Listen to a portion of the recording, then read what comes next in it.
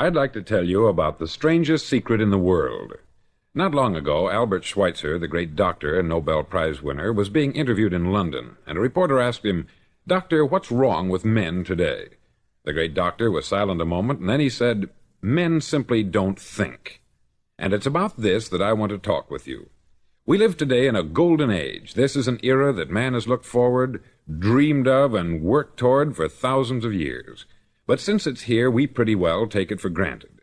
We in America are particularly fortunate to live in the richest land that ever existed on the face of the earth, a land of abundant opportunity for everyone. But do you know what happens? Let's take 100 men who start even at the age of 25. Do you have any idea what will happen to those men by the time they're 65? These 100 men who all start even at the age of 25 believe they're going to be successful. If you asked any one of these men if he wanted to be a success, he'd tell you that he did.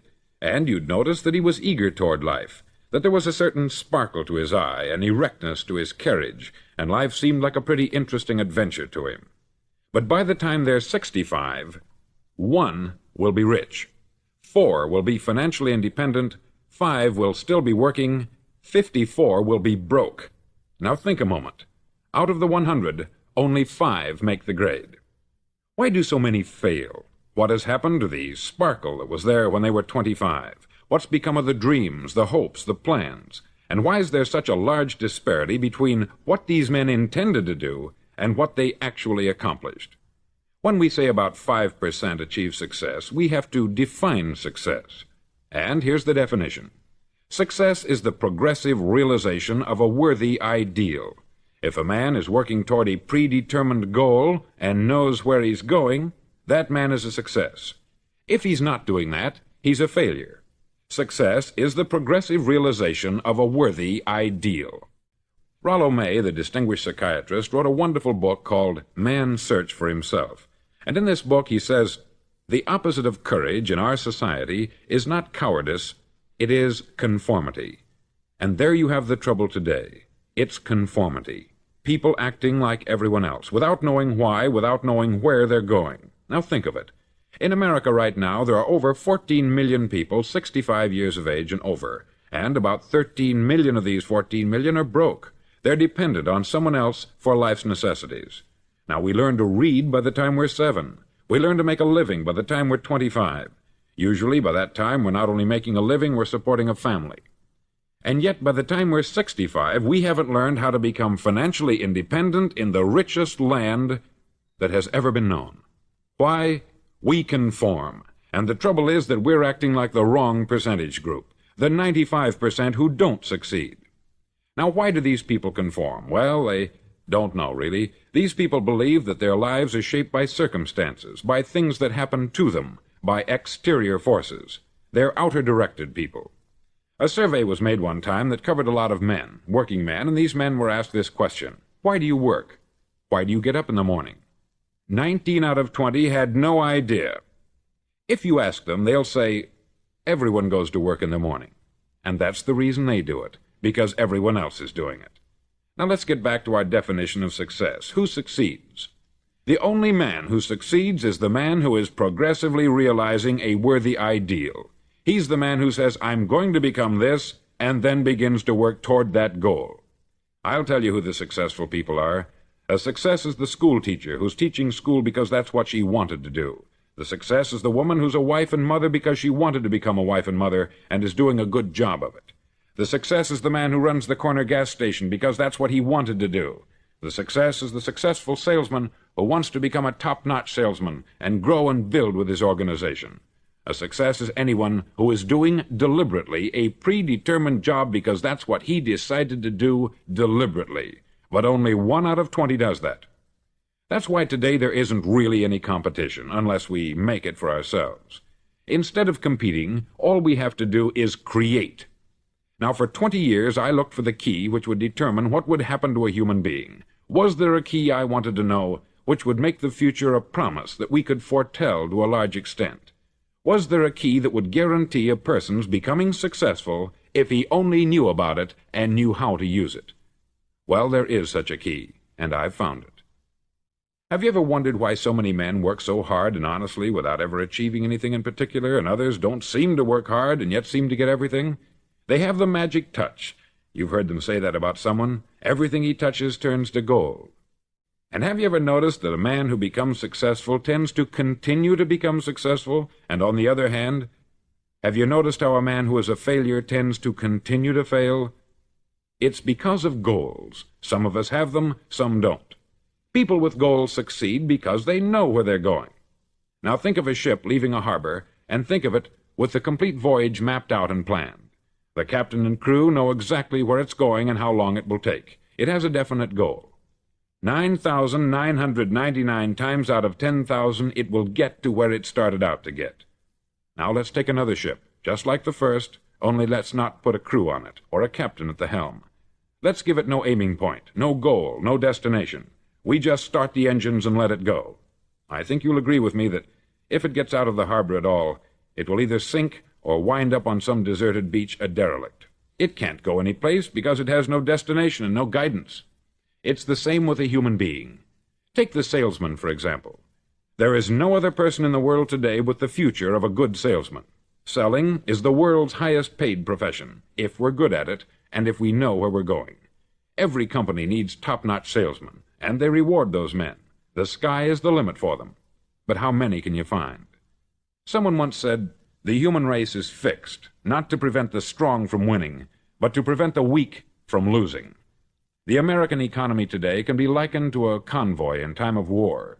The entire economy is slowed down to protect its weakest link, just as the convoy had to go at the speed that would permit its slowest vessel to remain in formation.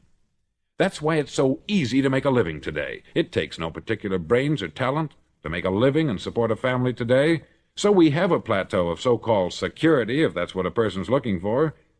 But we do have to decide how high above this plateau we want to aim for. Now let's get back to the strangest secret in the world, the story that I wanted to tell you today. Why do men with goals succeed in life, and men without them fail? Well, let me tell you something which, if you really understand it, will alter your life immediately. If you understand completely what I'm going to tell you from this moment on, your life will never be the same again. You'll suddenly find that good luck just seems to be attracted to you.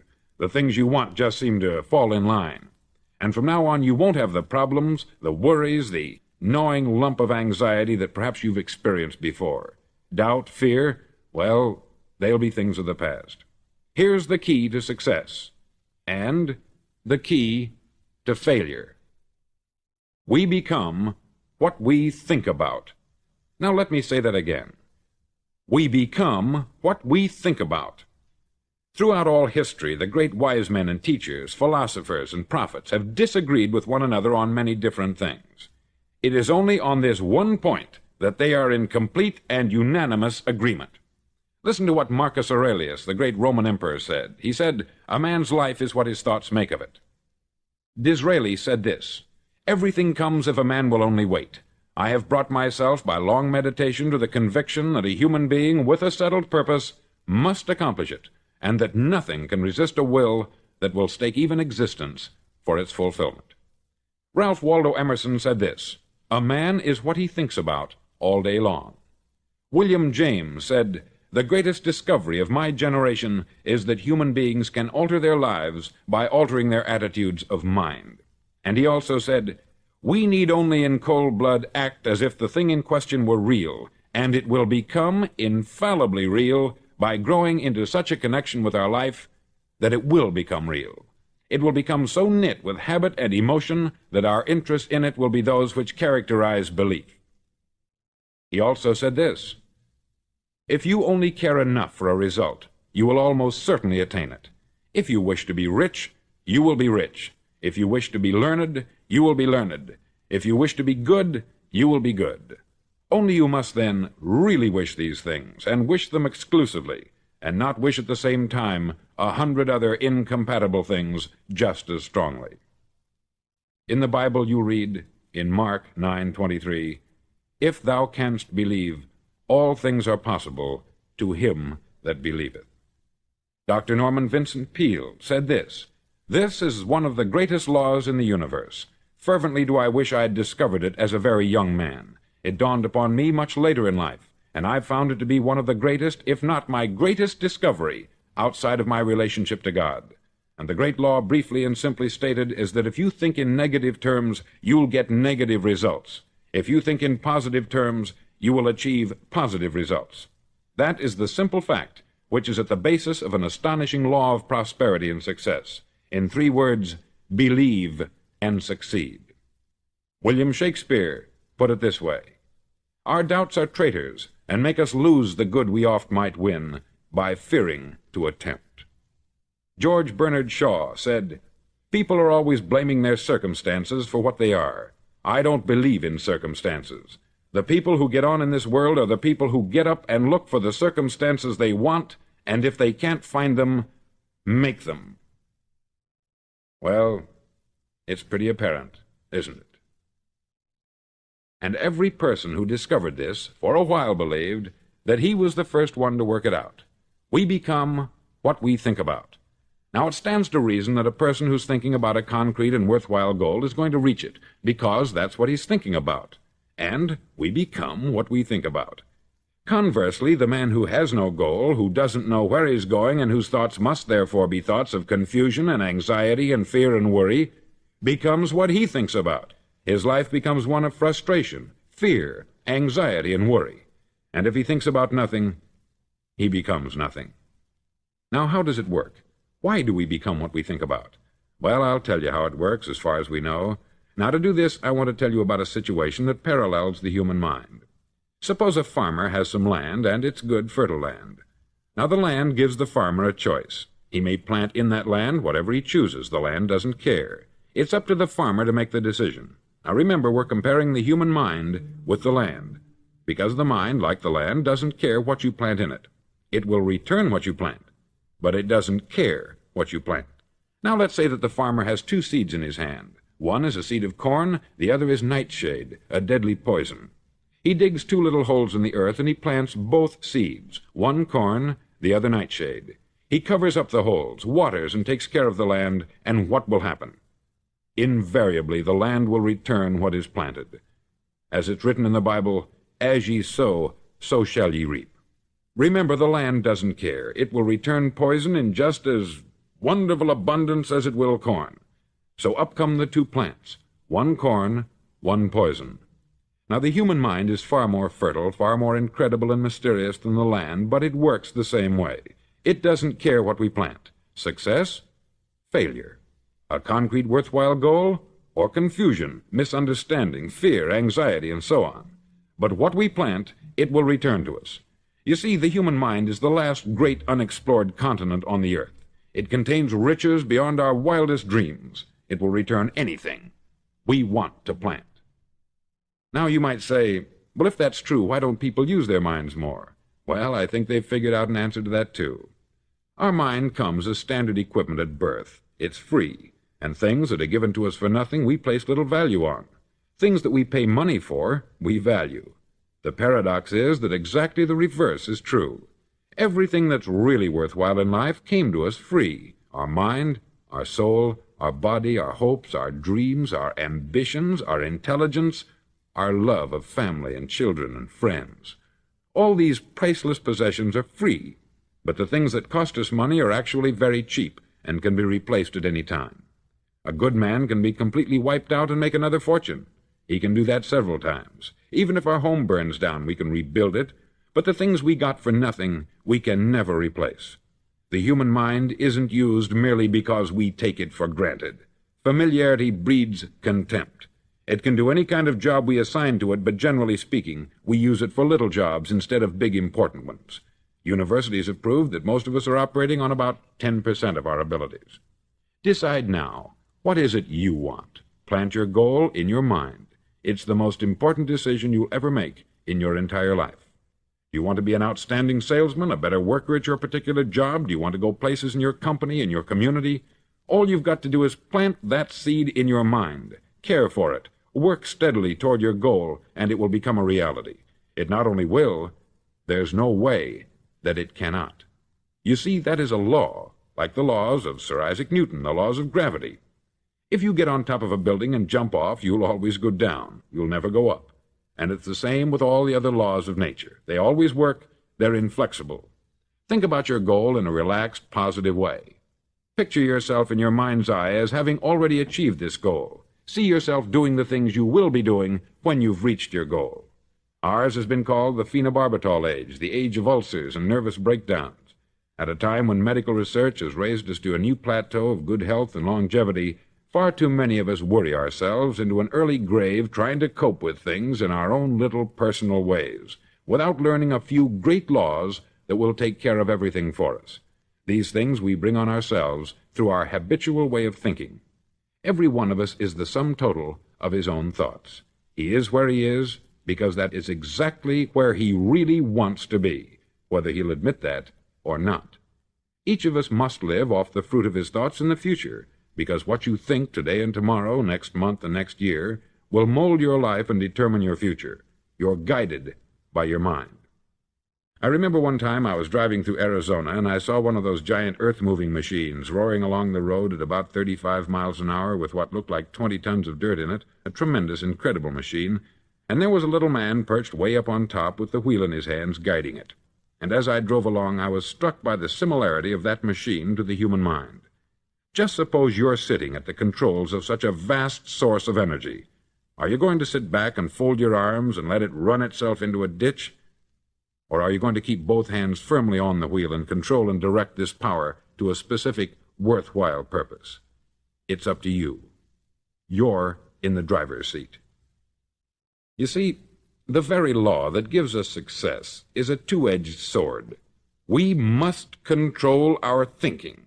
The same rule that can lead a man to a life of success, wealth, happiness, and all the things he's ever dreamed of for himself and his family, that very same law can lead him into the gutter. It's all in how he uses it, for good or for bad. This is the strangest secret in the world. Now, why do I say it's strange, and why do I call it a secret? Actually, it isn't a secret at all. It was first promulgated by some of the earliest wise men, and it appears again and again throughout the Bible. But very few people have learned it, understand it. That's why it's strange, and why, for some equally strange reason, it virtually remains a secret. I believe that you could go out and walk down the main street of your town and ask one man after another what the secret of success is, and you probably wouldn't run into one man in a month who could tell you. Now, this information is enormously valuable to us, if we really understand it and apply it. It's valuable to us not only for our own lives, but the lives of those around us, our family, employees, associates, and friends. Life should be an exciting adventure. It should never be a bore. A man should live fully, be alive. He should be glad to get out of bed in the morning. He should be doing a job he likes to do because he does it well. One time I heard Grove Patterson make a speech, the editor-in-chief of the Toledo Daily Blade, and as he concluded his speech, he said something that I've never forgotten. He said something like this: "My years in the newspaper business have convinced me of several things, among them that people are basically good, and that we came from someplace, and we're going someplace. So we should make our time here an exciting adventure. The architect of the universe didn't build a stairway leading nowhere." And the greatest teacher of all, the carpenter from the plains of Galilee, gave us the secret time and time again. "As ye believe, so shall it be done unto you." I've explained the strangest secret in the world and how it works. Now I want to explain how you can prove to yourself the enormous returns possible in your own life by putting this secret to a practical test. I want you to make a test that will last 30 days. Now, it isn't going to be easy. If you'll give it a good try, it will completely change your life for the better. Back in the 17th century, Sir Isaac Newton, the English mathematician and natural philosopher, gave us some natural laws of physics which apply as much to human beings as they do to the movement of bodies in the universe. Now, one of these laws is that for every action there is an equal and opposite reaction. Simply stated, as it applies to you and me, it means we can achieve nothing without paying the price. The results of your 30-day experiment will be in direct proportion to the effort you put forth. To be a doctor, you must pay the price of long years of difficult study.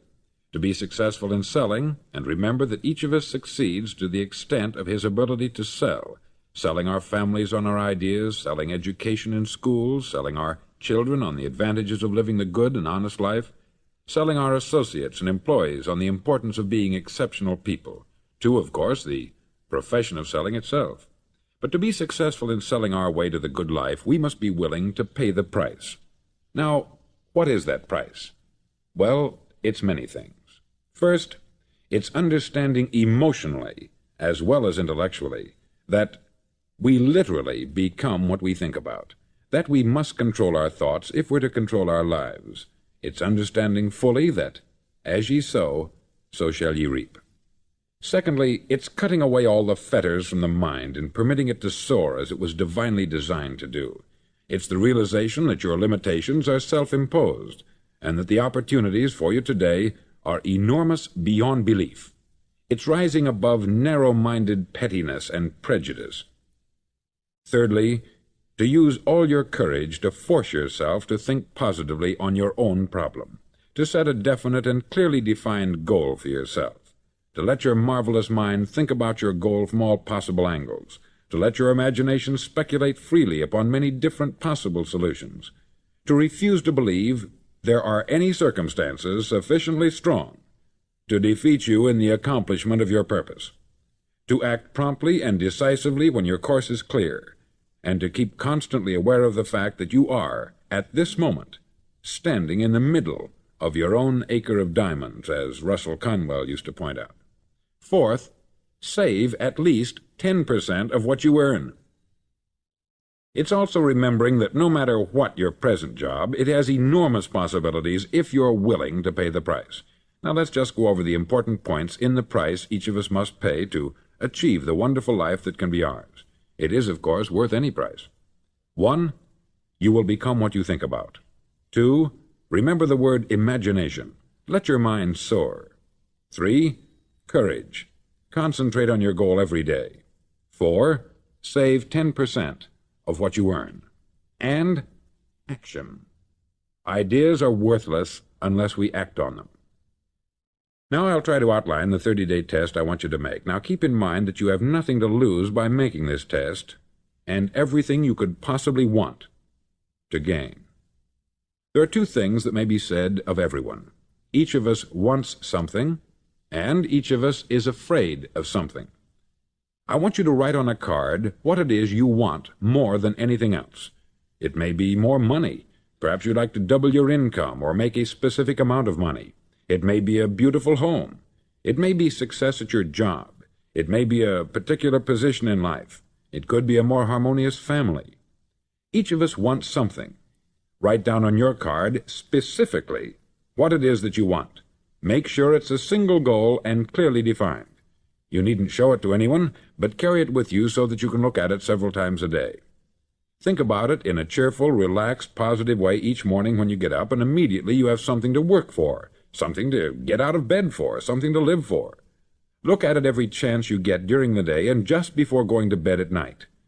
As you look at it, remember that you must become what you think about, and since you're thinking about your goal, you realize that soon it will be yours. In fact, it's yours really the moment you write it down and begin to think about it.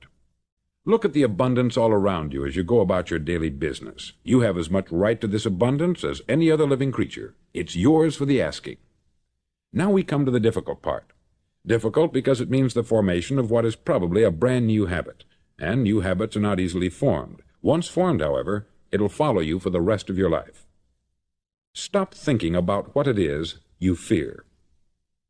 Each time a fearful or negative thought comes into your consciousness, replace it with a mental picture of your positive and worthwhile goal. There will come times when you will feel like giving up. It's easier for a human being to think negatively than positively. That's why only 5% is successful. You must begin now to place yourself in that group. For 30 days you must take control of your mind. It will think only about what you permit it to think. Each day for this 30-day test, do more than you have to do. In addition to maintaining a cheerful, positive outlook, give of yourself more than you've ever done before. Do this knowing that your returns in life must be in direct proportion to what you give. The moment you decide on a goal to work toward, you're immediately a successful person. You're then in that rare and successful category of people who know where they're going. Out of every 100 people, you belong to the top 5. Don't concern yourself too much with how you're going to achieve your goal. Leave that completely to a power greater than yourself. All you have to do is know where you're going. The answers will come to you of their own accord. Remember these words from the Sermon on the Mount, and remember them well. Keep them constantly before you this month of your test. Ask, and it shall be given you. Seek, and ye shall find. Knock, and it shall be opened unto you.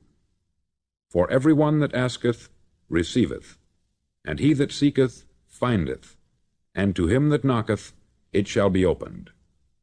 It's as marvelous and as simple as that. In fact, it's so simple that in our seemingly complicated world it's difficult for an adult to understand that all he needs is a purpose and faith. For 30 days, do your best. If you're a salesman, go at it as you've never done before, not in hectic fashion, but with the calm, cheerful assurance that time well spent will give you the abundance in return you deserve and want. No matter what your job, do it as you've never done it before for 30 days. And if you've kept your goal before you every day, you'll wonder and marvel at this new life you've found. Dorothea Brand, outstanding editor and writer, discovered it for herself and tells about it in her fine book, Wake Up and Live. Her entire philosophy is reduced to the words, act as though it were impossible to fail. She made her own test with sincerity and faith, and her entire life was changed to one of overwhelming success. Now you make your test for 30 full days. Don't start your test until you've made up your mind to stick with it. You see, by being persistent, you're demonstrating faith. Persistence is simply another word for faith. If you didn't have faith, you would never persist. If you should fail during your first 30 days, by that I mean suddenly find yourself overwhelmed by negative thoughts, you've got to start over again from that point and go 30 more days. Gradually your new habit will form until you find yourself one of that wonderful minority to whom virtually nothing is impossible. Don't forget the card. It's vitally important as you begin this new way of living. On one side of the card, write your goal, whatever it may be. On the other side, write the words we've quoted from the Sermon on the Mount. Ask, and it shall be given you. Seek, and ye shall find. Knock, and it shall be opened unto you. Nothing great was ever accomplished without inspiration. See that during these crucial first 30 days, your own inspiration is kept at a peak. Above all, don't worry. Worry brings fear, and fear is crippling. The only thing that can cause you to worry during your test is trying to do it all yourself. Know that all you have to do is hold your goal before you. Everything else will take care of itself. Remember also to keep calm and cheerful. Don't let petty things annoy you and get you off course. Now, since making this test is difficult, some may say, well, why should I bother? Well, look at the alternative. No one wants to be a failure. No one really wants to be a mediocre individual. No one wants a life constantly filled with worry, fear, and frustration. Therefore, remember that you must reap that which you sow. If you sow negative thoughts, your life will be filled with negative things. If you sow positive thoughts, your life will be cheerful, successful, and positive. Now, gradually, you will have a tendency to forget what you've heard on this record. Play it often. Keep reminding yourself of what you must do to form this new habit. Gather your whole family about and listen to what's been said here at regular intervals. You know, most men will tell you that they want to make money without understanding the law. The only people who make money work in the mint. The rest of us must earn money. This is what causes those who keep looking for something for nothing or a free ride to fail in life. The only way to earn money is by providing people with services or products which are needed and useful. We exchange our product or service for the other man's money. Therefore, the law is that our financial return will be in direct proportion to our service. Success is not the result of making money. Making money is the result of success, and success is in direct proportion to our service. Most people have this law backwards. They believe that you're successful if you earn a lot of money. The truth is that you can only earn money after you're successful. It's like the story of the man who sat in front of the stove and said to it, "Give me heat, and then I'll add the wood." How many men and women do you know, or do you suppose there are today, who take the same attitude toward life? There are millions. We've got to put the fuel in before we can expect heat. Likewise, we've got to be of service first before we can expect money. Don't concern yourself with the money. Be of service. Build, work, dream, create. Do this, and you'll find there's no limit to the prosperity and abundance that will come to you. Prosperity is founded upon a law of mutual exchange. Any person who contributes to prosperity must prosper in turn himself. Sometimes the return will not come from those you serve, but it must come to you from someplace, for that is the law. For every action, there is an equal and opposite reaction. As you go daily through your 30-day test period, remember that your success will always be measured by the quality and quantity of service you render, and money is a yardstick for measuring this service. No man can get rich himself unless he enriches others. There are no exceptions to a law. You can drive down any street in America and from your car estimate the service that's being rendered by the people living on that street. Had you ever thought of this yardstick before? It's interesting. Some, like ministers and priests and other devoted people, measure their returns in the realm of the spiritual, but again, their returns are equal to their service. Once this law is fully understood, any thinking person can tell his own fortune. If he wants more, he must be of more service to those from whom he receives his return. If he wants less, he has only to reduce this service. This is the price you must pay for what you want. If you believe you can enrich yourself by deluding others, you can only end by deluding yourself. It may take some time, but just as surely as you breathe, you'll get back what you put out. Don't ever make the mistake of thinking you can avert this. It's impossible. The prisons and the streets where the lonely walk are filled with people who tried to make new laws just for themselves. We may avoid the laws of man, but there are greater laws that cannot be broken. An outstanding medical doctor recently pointed out 6 steps that will help you realize success. 1. Set yourself a definite goal. 2. Quit running yourself down. 3. Stop thinking of all the reasons why you cannot be successful, and instead think of all the reasons why you can. 4. Trace your attitudes back through your childhood and try to discover where you first got the idea you couldn't be a success, if that's the way you've been thinking. 5. Change the image you have of yourself by writing out a description of the person you would like to be. And 6. Act the part of the successful person you have decided to become. The doctor who wrote those words is a noted West Coast psychiatrist, David Harold Fink, M.D. Do what all experts since the dawn of recorded history have told you you must do. Pay the price by becoming the person you want to become. It's not nearly as difficult as living unsuccessfully. Make your 30-day test. Then repeat it. Then repeat it again. Each time it will become more a part of you until you'll wonder how you could ever have lived any other way. Live this new way, and the floodgates of abundance will open and pour over you more riches than you may have dreamed existed. Money? Yes, lots of it. But what's more important, you'll have peace. You'll be in that wonderful minority who lead calm, cheerful, successful lives. Start today. You have nothing to lose, but you have a life to win.